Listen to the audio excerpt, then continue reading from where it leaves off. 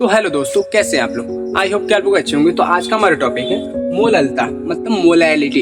इसके पहले वाले वीडियो में देखे थे मोलैरिटी, ठीक है, मोलरता। लेकिन आज है मोललता। तो देख लेते हैं मोलरता और मोललता में क्या अंतर है। पहले ये सबसे पहले देख लेते हैं मोलरता और मोललता में अंतर क्या। मोलरता और ये है मोललता, इसको हम बोलते हैं मोलैरिटी। मोलैरिटी। तो मोलैरिटी क्या होता है। तो सबसे पहले मोलैरिटी समझ लेते हैं। तो मोलैरिटी कहता है कि किसी भी बिलियन के, ठीक है ना, किसी बिलियन के 1 लीटर आयतन में, 1 लीटर आयतन में उपस्थित विलेय की मोलों की संख्या को, विलेय के मोलों की संख्या को मोलरता कहते हैं, ठीक है ना। तो इसका परिभाषा ये था, 1 लीटर बिलियन में उपस्थित विलेय की मोलों की संख्या को मोलरता कहते हैं, ठीक है ना। 1 लीटर बिलियन में उपस्थित विलेय की मोलों की संख्या को मोलरता कहते हैं।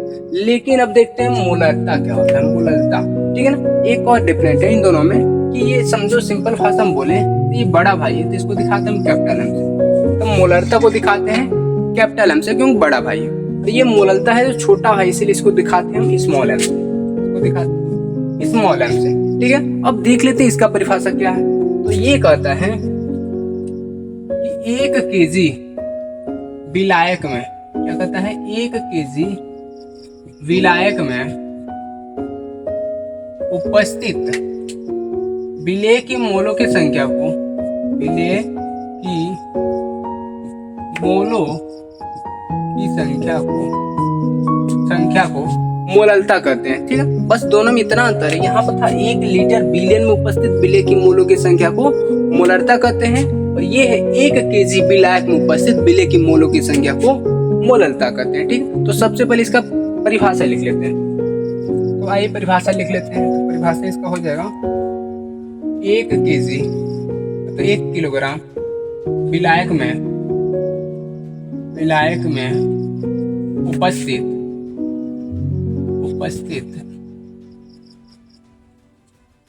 विलेय के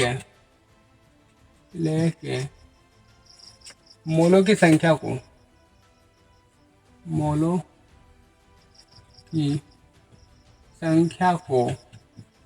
मोललता कहते हैं, मोललता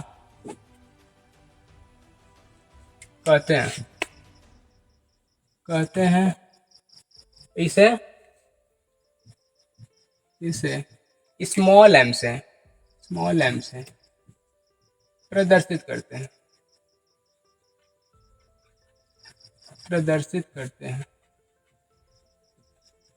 ठीक है। तो सबसे पहले परिभाषा याद होना चाहिए। यह है 1 केजी विलायक में उपस्थित विलेय की मोलों की संख्या को मोललता कहते हैं, ठीक है। और यह है 1 लीटर बिलियन में उपस्थित विलेय की मोलों की संख्या को मोलरता कहते हैं, ठीक। अब देखते हैं इसका सूत्र, फार्मूला। तो ये फार्मूला देखते हैं। तो फार्मूला इसको दिखाते हैं स्मॉल एम से, बराबर क्या हो जाएगा। तो 1 केजी विलायक में उपस्थित, ठीक है, किसमें जो विलेय की मोलों की संख्या कहाँ उपस्थित है, विलायक में। तो यहाँ पर लिखेंगे नीचे विलायक का द्रव्यमान, ठीक है, जिसको हम द्रव्यमान बोलते हैं। और किसमें है, तो केजी में है। किसमें है, केजी में।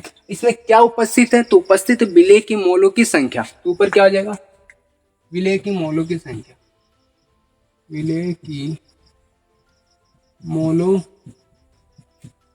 की संख्या। तो इसका ये रहा फार्मूला। लेकिन अगर हम इस फार्मूले को और विस्तृत करते हैं और सिंप्लीफाई करते हैं, तो यहाँ पर मोलों की संख्या, तो अगर कहीं भी आपको मोलों की संख्या निकालनी होती है तो दिया गया भार अणुभार के द्वारा निकाला जाता है, ठीक है। अगर हमको इस मोलों की संख्या को निकालनी है तो हम लिखेंगे विलेय का भार मतलब दिया गया भार, गिवन मान, अपॉन विलेय का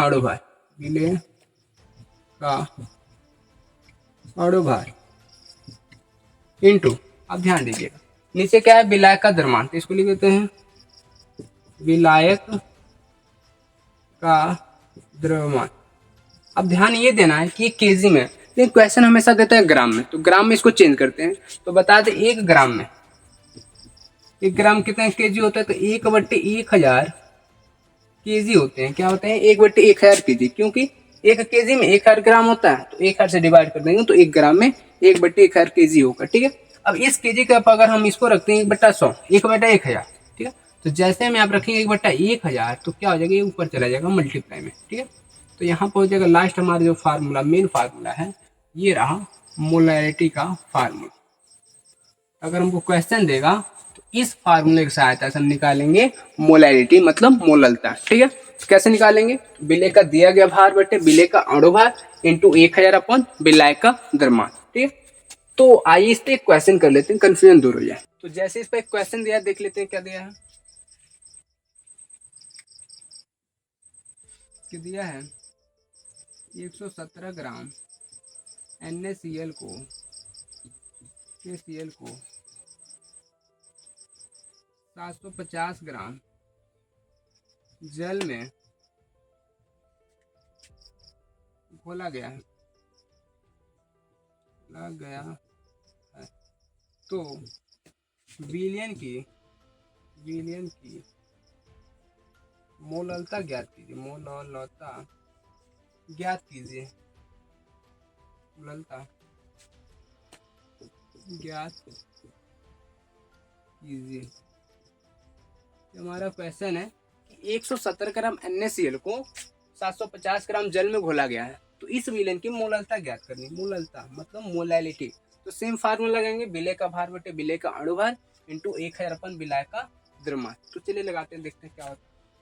हम लिखेंगे मोलैलिटा, हम लिख देंगे यहाँ पर सॉल्व मोललता बराबर विलेय का दिया गया भार, तो विलेय का कितना दिया गया भार है, तो 117, कितना है 117 बटे विलेय का अणु भार, तो विलेय है NaCl, अब इसका अणु भार तो निकालना पड़ेगा, तो कम से कम 20 तक तो हमको याद होना चाहिए, और साथ में उसका द्रव्यमान। तो यहाँ पर सोडियम का होता है 23, और प्लस क्लोरीन का होता है 35.5। अब दोनों को ऐड कर देंगे तो इसका अणु भार आ जाएगा 58.5। ठीक है, इंटू क्या है 1000 अपॉन विलायक का द्रव्यमान, कितने ग्राम विलायक में घोला गया है, तो 750।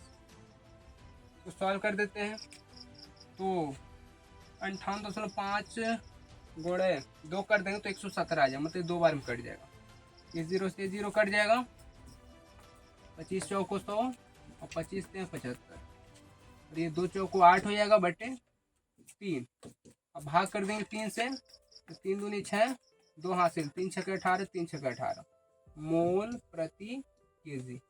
ये इसका आंसर आ जाएगा, मतलब इस विलयन की जो मोललता होगी 2.66 इंटू 10 2.66 मोल प्रति केजी होगी। इसका मात्रक क्यों होगा मोल प्रति केजी, क्योंकि ऊपर क्या है मोलों की संख्या मतलब मोल, नीचे क्या है विलायक का द्रव्यमान केजी में, इसीलिए इसका मात्रक है मोल प्रति केजी।